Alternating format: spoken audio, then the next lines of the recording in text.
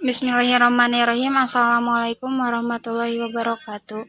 Kami dari kelompok 4 akan menjelaskan tentang manajemen hubungan lembaga pendidikan dengan masyarakat. Kelompok kami beranggotakan 5 orang, yaitu Burhanuddin, Diana Nur Fajriyah, Devi Pertamasari, Neng Lia Nur Aini, dan saya Nia Kurniati. Cakupan materi dari presentasi mengenai manajemen hubungan lembaga pendidikan dengan masyarakat adalah: 1. Konsep dasar manajemen hubungan lembaga pendidikan dengan masyarakat. 2. Bentuk-bentuk kerjasama lembaga pendidikan dengan masyarakat. 3. Jenis-jenis kegiatan hubungan lembaga pendidikan dengan masyarakat. 4. Peningkatan dan pendayagunaan partisipasi masyarakat. Konsep dasar hubungan lembaga pendidikan dengan masyarakat. Hubungan lembaga pendidikan dengan masyarakat merupakan suatu hubungan yang korelatif. Menurut Muhammad Nur Syam, lembaga pendidikan adalah suatu sistem yang terbuka, berarti selalu mengadakan kontak hubung dengan lingkungannya.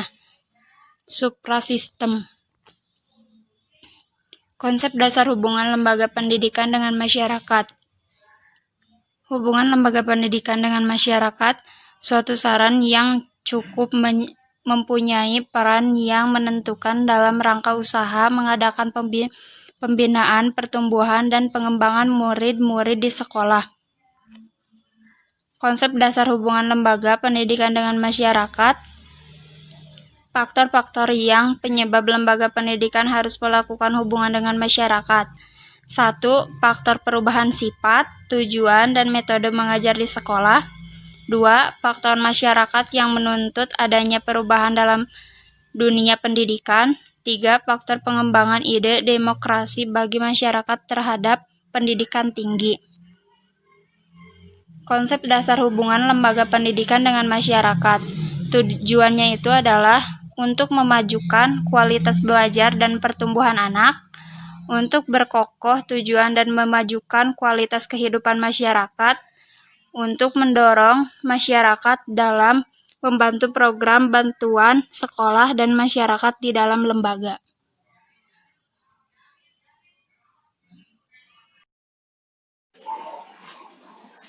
Baik, saya akan melanjutkan penjelasan tentang konsep dasar hubungan lembaga pendidikan dengan masyarakat. Selanjutnya, mengenai prinsip ketika melakukan hubungan antara lembaga pendidikan dengan masyarakat. Ada 6 prinsip yang harus dipegang teguh ketika akan melakukan hubungan lembaga pendidikan dengan masyarakat. Prinsip yang pertama adalah integrity, yang artinya semua kegiatan hubungan sekolah dengan masyarakat harus bersifat terpadu, tidak boleh terpisah satu dengan yang lainnya, sehingga akan menghasilkan suatu kerjasama atau sinergitas yang baik dalam mencapai tujuan. Yang kedua adalah continuity, yaitu pelaksanaan kegiatan harus terus-menerus. Jadi semua kegiatan hubungan ataupun kerjasama harus dilakukan terus-menerus supaya hasil yang dirasakan tetap ada atau misalnya tetap terasa dan tujuan pun dapat tercapai. Yang selanjutnya adalah simplicity, yaitu penyajian informasi kepada masyarakat harus sesederhana mungkin, karena ada beberapa istilah di dalam lembaga pendidikan yang tidak biasa atau mungkin tidak dimengerti oleh masyarakat. Nah, sehingga lembaga pendidikan harus menghindari penggunaan istilah-istilah tersebut, sehingga apa yang disampaikan oleh lembaga pendidikan atau sekolah dapat dimengerti dan diterima oleh masyarakat. Selanjutnya adalah constructiveness. Artinya, informasi yang diberikan kepada masyarakat bersifat konstruktif. Jadi, bersifat membangun informasi yang disampaikannya itu. Sehingga nanti ketika sekolah mengalami suatu masalah dan sekolah juga sudah menyampaikan solusi-solusi dari masalah tersebut, masyarakat akan andil dalam menyelesaikan masalah tersebut sehingga menjadi lembaga pendidikan menjadi lebih baik dan kerjasama atau hubungan pun terlaksana dengan baik. Selanjutnya adalah adaptability. Artinya, semua kegiatan disesuaikan dengan kondisi masyarakat. Jadi, misalkan kalau untuk melakukan suatu kegiatan harus melihat, mengukur bagaimana keadaan kondisi masyarakat tersebut, apakah sesuai, apakah dapat bisa melaksanakan kegiatan tersebut sesuai dengan kondisi masyarakat. Yang terakhir adalah coverage, yang artinya informasi yang disampaikan oleh pihak lembaga pendidikan harus menyeluruh. Menyeluruh yang berarti lengkap. Lengkap, tidak ada suatu informasi yang dikurangi. Kemudian akurat. Jadi, informasi yang disampaikan adalah benar-benar yang dilakukan, tidak bohong. Itu. Kemudian up to date. Jadi, informasi yang disampaikan merupakan informasi terbaru. Tidak boleh yang telah lama atau yang lalu-lalu. Itu adalah 6 prinsip yang harus dipegang teguh ketika melakukan hubungan antara lembaga pendidikan dengan masyarakat. Yang selanjutnya adalah peran. Yang pertama ada peran sekolah. Peran sekolah sebagai partner masyarakat dalam melaksanakan fungsi pendidikan. Jelas, karena sekolah merupakan tempat kegiatan pendidikan, maka harus menjalankan fungsi dengan baik, sehingga masyarakat dapat merasakan dengan adanya lembaga pendidikan, tingkat pendidikan di masyarakat menjadi lebih baik dan lebih bagus lagi. Yang kedua adalah sekolah sebagai prosedur tempat melayani kesan dan pesan masyarakat. Jadi sekolah menjadi wadah untuk menampung saran, pesan masyarakat tentang dunia pendidikan. Kemudian meninjau pada peran masyarakat. Ya, peran masyarakat yang pertama adalah berperan dalam mendirikan dan membiayai sekolah. Jika misal lembaga pendidikan membutuhkan dan ketika melakukan kegiatan pendidikan ataupun ketika membangun tempat pendidikan. Selanjutnya adalah berperan dalam mengawasi kegiatan pendidikan sekolah. Jadi, masyarakat juga memiliki peran untuk mengawasi apakah lembaga pendidikan tersebut menjalankan sesuai dengan tugasnya atau tidak. Selanjutnya adalah ikut menyediakan tempat pendidikan. Ini juga sama, jika dalam kondisi lembaga pendidikan mengalami kendala dalam tempat pendidikan, maka masyarakat harus andil untuk menyediakan tempat pendidikan, misalkan memanfaatkan aula desa ataupun balai-balai rumah warga. Kemudian adalah menyediakan berbagai sumber, bisa sumber dana atau sumber tempat, itu masyarakat harus bisa menyediakan supaya lembaga pendidikan bisa berjalan dengan baik. Yang terakhir adalah dari peran masyarakat adalah masyarakat sebagai sumber pelajaran atau laboratorium pembelajaran. Jadi nanti di masyarakat bisa digunakan atau peran masyarakat itu sebagai objek ketika melakukan pembelajaran. Misalkan untuk melakukan metode tertentu, nanti pihak lembaga pendidikan akan mengukur apakah metode tersebut tepat dalam proses pendidikan tersebut di lingkungan masyarakat sekitarnya. Nah, kemudian mengenai tugas pokok sekolah. Tugas pokok sekolah yang pertama adalah memberikan informasi dan menyampaikan ide. Jadi, sekolah harus menyampaikan informasi-informasi mengenai kegiatan pendidikan yang akan dilaksanakan dan menyampaikan ide-ide terbaru dalam dunia pendidikan. Kemudian selanjutnya, membantu pimpinan. Misalkan pimpinan atau kepala sekolah memerlukan suatu bantuan, maka pihak sekolah pun harus membantu. Yang selanjutnya adalah membantu mempersiapkan bahan penyelesaian masalah. Nah, misalkan suatu lingkungan atau suatu masyarakat mendapatkan masalah, maka sekolah harus ikut serta dalam mempersiapkan atau dalam menyelesaikan masalah tersebut. Yang selanjutnya adalah menyusun rencana bagaimana memperoleh bantuan. Misalkan sekolah memerlukan bantuan dari luar, harus pihak sekolah itu harus rencana bagaimana bisa dari mana memperoleh bantuan, apakah dari sumbangan masyarakat ataupun dari instansi lain. Itu merupakan tugas dari sekolah. Yang selanjutnya adalah membantu mendapatkan usaha dan kerjasama. Jadi misalkan sekolah itu harus membantu supaya bekerja sama dengan pihak mana gitu. Misalkan dengan instansi lain atau dengan sekolah lain atau dengan pemerintah. Itu mungkin. Kemudian yang terakhir adalah melaporkan pikiran-pikiran yang berkembang. Jadi sekolah harus bisa menyampaikan atau melaporkan ide-ide pikiran yang membuat atau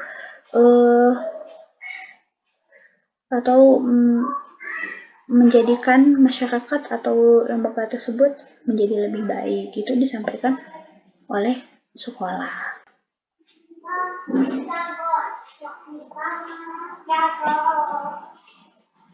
Mungkin itu yang dapat saya sampaikan. Selanjutnya akan dilanjutkan oleh pemateri yang selanjutnya. Terima kasih.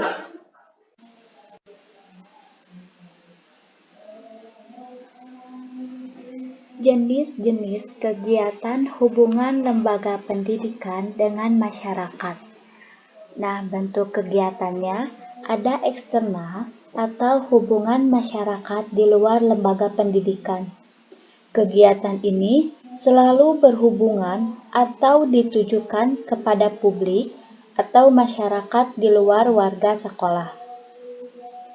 Yang kedua yaitu bentuk kegiatan internal.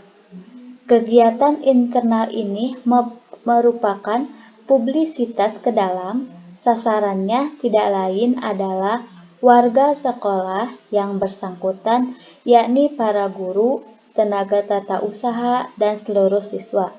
Hubungan masyarakat di dalam lembaga pendidikan.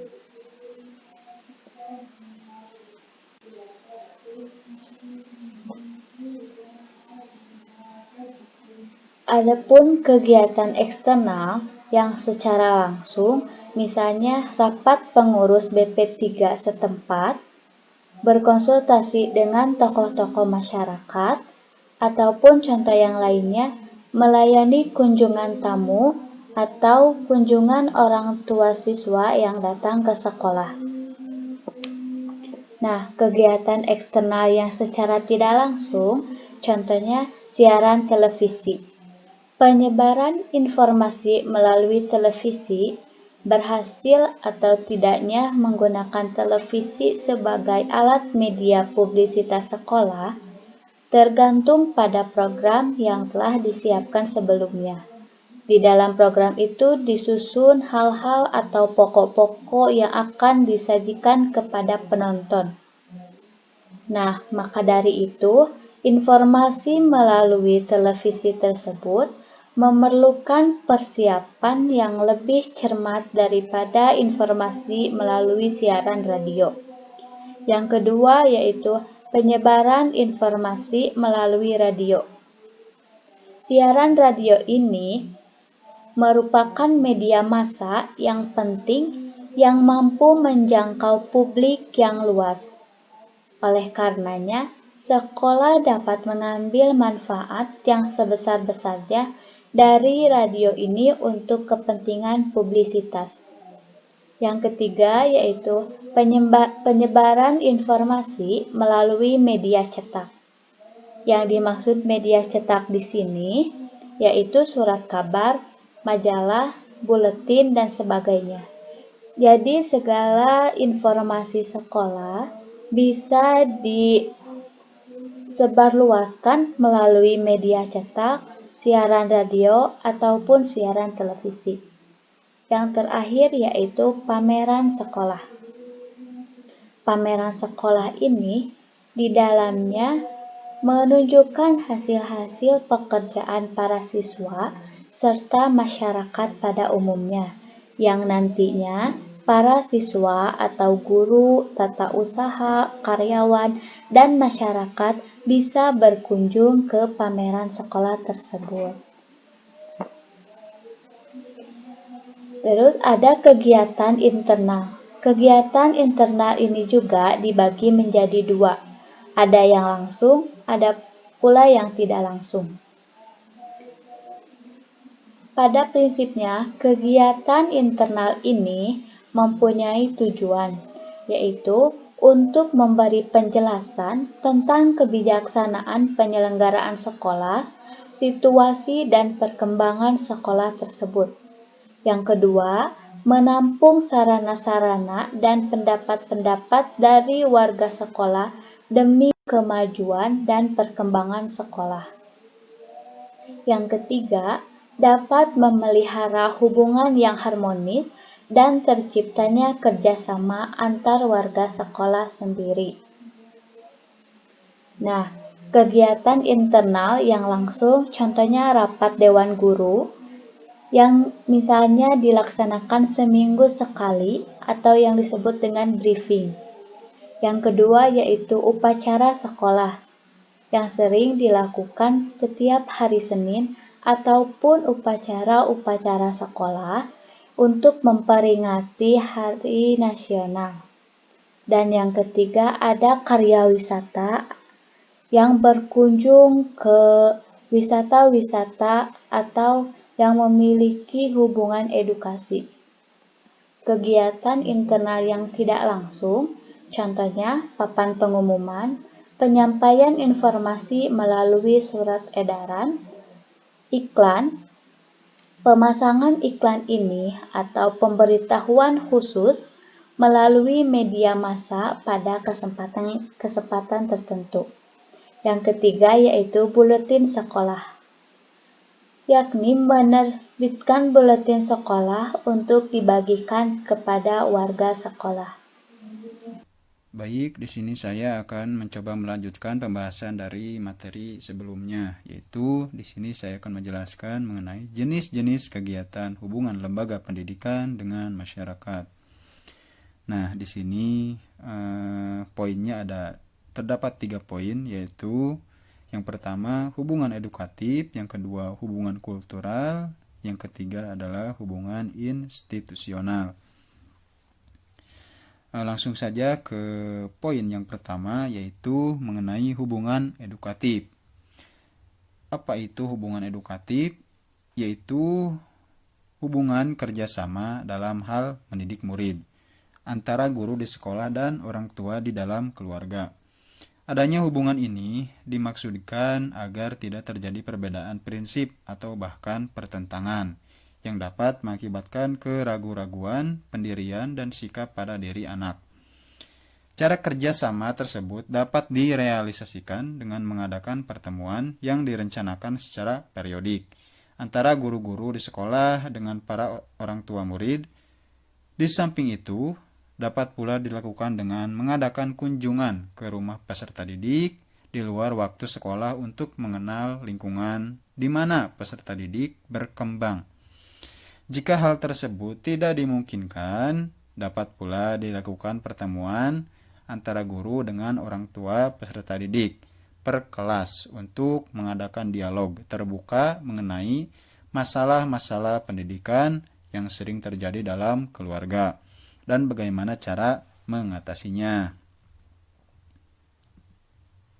Kemudian yang selanjutnya adalah yaitu hubungan kultural, yaitu usaha kerjasama antara sekolah dan masyarakat yang memungkinkan adanya saling membina dan mengembangkan kebudayaan masyarakat tempat sekolah itu berada. Untuk itu, diperlukan hubungan kerjasama antara kehidupan di sekolah dan kehidupan dalam masyarakat. Kegiatan kurikulum sekolah disesuaikan dengan kebutuhan dan tuntutan perkembangan masyarakat. Demikian pula tentang pemilihan bahan pengajaran dan metode-metode pengajarannya. Oleh karena itu, tidak mustahil bahwa untuk menjelmakan para peserta didik untuk membantu dalam kegiatan-kegiatan yang diselenggarakan oleh masyarakat di luar lingkungan sekolah, kegiatan-kegiatan kerja sama semacam itu berarti mendidik para peserta didik untuk berpartisipasi dan turut bertanggung jawab terhadap masyarakat dan lingkungannya. Kemudian yang ketiga yaitu mengenai hubungan institusional, yaitu suatu hubungan kerjasama antara sekolah dengan lembaga-lembaga atau instansi resmi lain, baik swasta maupun pemerintah, seperti hubungan kerjasama antara sekolah satu dengan sekolah-sekolah lainnya, kepala pemerintah setempat, ataupun perusahaan-perusahaan negara yang berkaitan dengan perbaikan dan perkembangan pendidikan pada umumnya. Sebagai kesimpulan data, dikemukakan bahwa dengan dilaksanakannya ketiga hubungan tersebut, diharapkan sekolah tidak lagi selalu ketinggalan dengan perubahan dan tuntutan masyarakat yang senantiasa berkembang. Sehingga meskipun digerus oleh arus globalisasi, sekolah tidak lagi hanya menjadi penyalur informasi akademik. Maka dari itu, untuk kembali mendapatkan fungsinya yang sebenarnya, sekolah harus merupakan salah satu pusat belajar dari banyak pusat belajar yang kini dikategorikan sebagai pendidikan non-formal. Adanya hubungan sekolah dan masyarakat ini dimaksudkan pula agar proses belajar dan yang berlaku di sekolah mengalami perubahan. Dari proses belajar dengan cara menyuapi dengan bahan pelajaran yang telah dicerna oleh guru, menjadi proses belajar yang inovatif, yaitu belajar secara antisipatoris dan partisipatoris. Proses belajar yang inovatif ini tidak hanya belajar memecahkan masalah, tetapi justru yang terpenting adalah mengidentifikasi, mengerti, dan bila perlu merumuskan kembali masalah itu. Peserta didik dididik untuk berpartisipasi dalam arti luas di dalam kehidupan masyarakat dan dapat mengantisipasi kehidupan masyarakat yang akan datang, tempat mereka akan hidup dan terlihat di dalamnya setelah mereka dewasa.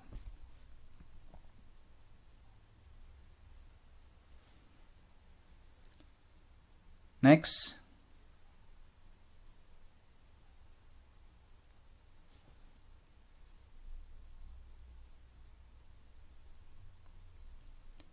Nah, kemudian yang selanjutnya adalah bentuk-bentuk kerjasama lembaga pendidikan dengan masyarakat.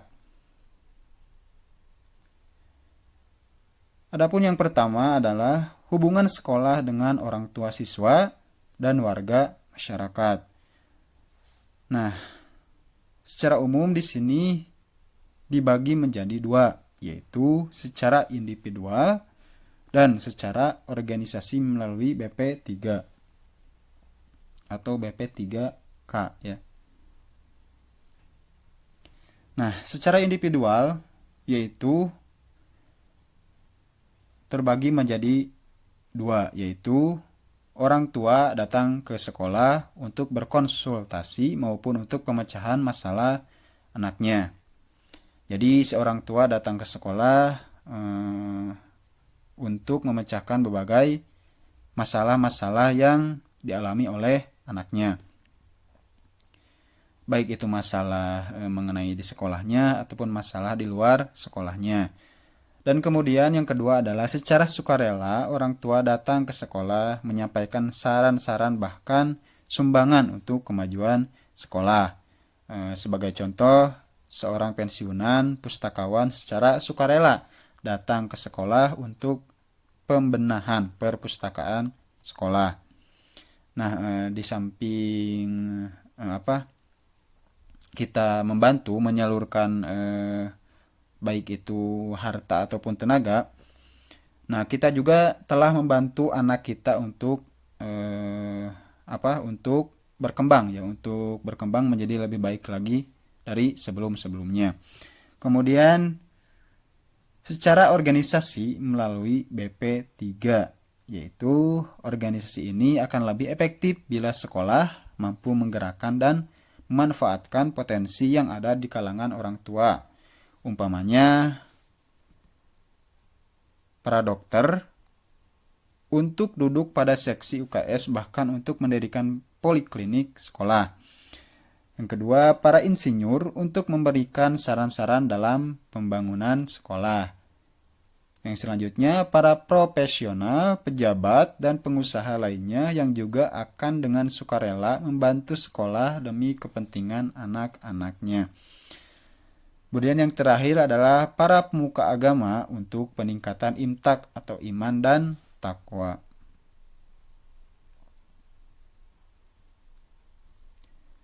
Nah, kemudian yang selanjutnya adalah dari bentuk-bentuk kerjasama lembaga pendidikan dengan masyarakat ini adalah hubungan sekolah dengan alumni. Dari para alumni, sekolah memperoleh masukan tentang kekurangan sekolah yang perlu dibenahi, upaya-upaya yang perlu dilakukan untuk perbaikan. Juga melalui alumni dapat dihimpun dana bagi peningkatan kesejahteraan guru dan karyawan, maupun perbaikan pembangunan sekolah. Bahkan mengundang para alumni untuk sendiri untuk menyampaikan pengalaman keberhasilannya, untuk motivasi atau menularkan pengetahuannya, untuk penyegaran dan tambahan wawasan, bukan hanya untuk para siswa, tetapi juga para guru dan warga sekolah lainnya. Jadi ini lebih ke motivasi ya. Kemudian yang selanjutnya adalah dari bentuk-bentuk kerjasama lembaga pendidikan dengan masyarakat ini, yaitu mengenai hubungan dengan dunia usaha atau dunia kerja. Nah, biasanya ini merupakan bidang garapan guru, bimbingan dan konseling ya. Atau kalau di tingkat SLTA itu atau SMA itu BK ya atau BP. Pelaksanaannya yang pertama, satu, mengundang tokoh yang berhasil untuk datang ke sekolah. Nah,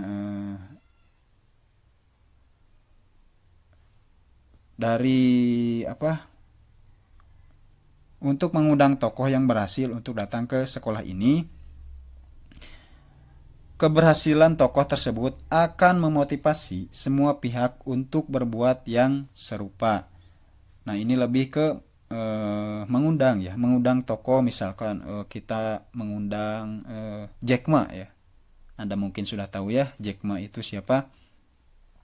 Beliau adalah orang terkaya di se-Asia ya. Ya, kita mengundang Jack Ma ya dari China gitu ya. Nah, beliau kan jagonya dalam urusan bisnis gitu ya. Nah, bagaimana kita itu bagaimana cara kita menghadapi dunia ini ke depannya gitu, dengan gaya berbisnis yang handal, yang baik, yang yang hebat lah ya. Dan selanjutnya adalah yang kedua, yaitu mengirim para anak didik ke dunia usaha atau dunia kerja. Tentu saja ini menguntungkan kedua belah pihak. Dunia kerja memperoleh tenaga yang murah, sedangkan para siswa mendapatkan pengalaman kerja yang berharga. Ini lebih ke kata magang gitu ya. Kemudian yang selanjutnya adalah yang terakhir dari bentuk-bentuk kerjasama lembaga pendidikan dengan masyarakat ini, yaitu mengenai hubungan dengan instansi lain. Di sini terdapat 2 poin, yaitu hubungan dengan sekolah lain. Hubungan dengan sekolah lain, yaitu seperti hubungan kerjasama ini dapat juga dibina melalui MGMP, K3S, K3M. Apa itu MGMP? Yaitu adalah kepanjangan dari musyawarah guru mata pelajaran. Nah, di sini guru dapat memusyawarahkan gitu ya, mata pelajaran apa nih yang cocok untuk perkembangan masyarakat di masa kini sampai ke masa mendatang gitu ya.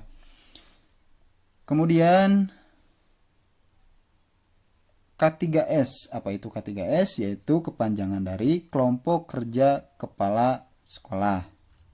Dan yang terakhir yaitu K3M, yaitu kelompok kerja kepala MI, MTS, dan MA ya, atau SMA gitu kalau sekarang mah.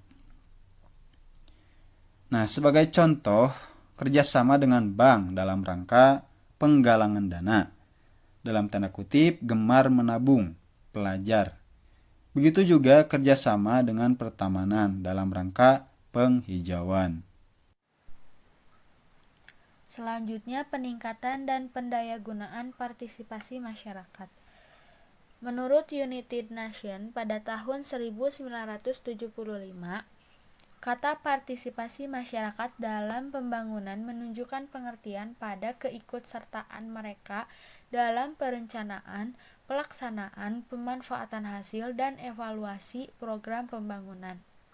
Nah, partisipasi masyarakat dalam pengembangan pendidikan Indonesia perlu ditumbuhkan adanya kemauan dan kemampuan warga atau kelompok masyarakat untuk berpartisipasi dalam pengembangan pendidikan.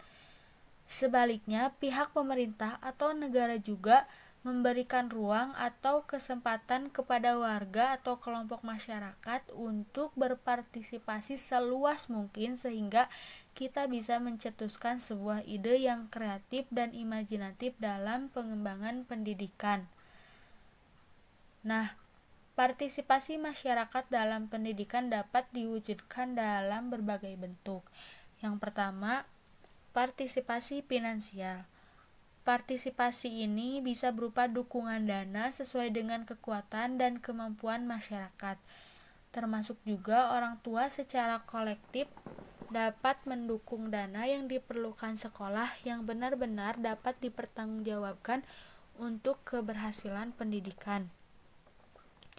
Yang kedua yaitu partisipasi material. Diwujudkan dengan sumbangan bahan-bahan yang berkenaan dengan material bangunan untuk penyempurnaan bangunan ruang dan tempat untuk kegiatan belajar agar kegiatan belajar mengajar dapat berjalan dengan baik. Yang ketiga, partisipasi akademik, yaitu kepedulian masyarakat terhadap penyelenggaraan kegiatan akademik yang lebih berkualitas. Dukungan dapat diwujudkan dengan dukungan orang tua dan masyarakat untuk mengawasi dan membimbing belajar anak di rumah. Yang keempat, partisipasi kultural. Perhatian masyarakat terhadap terpeliharanya nilai kultural dan moral yang terdapat di lingkungan sekitar sekolah sehingga sekolah mampu menyesuaikan diri dengan budaya setempat. Yang kelima, partisipasi evaluatif. Keterlibatan masyarakat dalam melakukan pengendalian dan kontrol terhadap penyelenggaraan pendidikan sehingga masyarakat dapat memberikan umpan balik dan penilaian terhadap kinerja lembaga pendidikan. Nah, ada beberapa hal yang dapat dilakukan sekolah atau lembaga pendidikan agar partisipasi masyarakat dalam dunia pendidikan semakin baik. Di antaranya, menjalin komunikasi yang efektif dengan orang tua dan masyarakat. Yang kedua, melibatkan masyarakat dan orang tua dalam program sekolah. Yang ketiga, mengundang masyarakat dalam rapat tahunan sekolah. Menjalin komunikasi yang efektif dengan orang tua dan masyarakat. Jadi partisipasi orang tua dan masyarakat akan tumbuh jika orang tua dan masyarakat juga merasakan manfaat dari keikutsertaannya dalam program sekolah. Manfaat dapat diartikan luas termasuk rasa diperhatikan dan rasa puas karena dapat menyumbangkan kemampuannya bagi kepentingan sekolah. Yang kedua, melibatkan masyarakat dan orang tua dalam program sekolah. Di sini, sekolah harus memperkenalkan program dan kegiatan sekolah kepada masyarakat, agar masyarakat lebih mengenal dan dapat membantu program tersebut.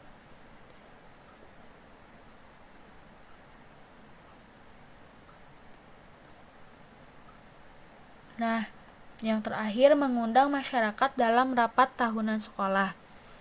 Jadi masyarakat perlu terus melakukan pemantauan dan evaluasi terhadap penyelenggaraan pendidikan. Dalam hal ini tentu sekolah harus transparan dalam hal kurikulum pembelajaran sekolah dan juga tentang biaya penyelenggaraan sekolah. Hal ini dimaksudkan agar orang tua tidak hanya menerima informasi dari sekolah, tetapi masyarakat juga bisa memberikan informasi yang berkaitan dengan peserta didik agar pendidikan dapat berjalan dengan lancar. Nah, jadi intinya desentralisasi pendidikan memerlukan partisipasi masyarakat.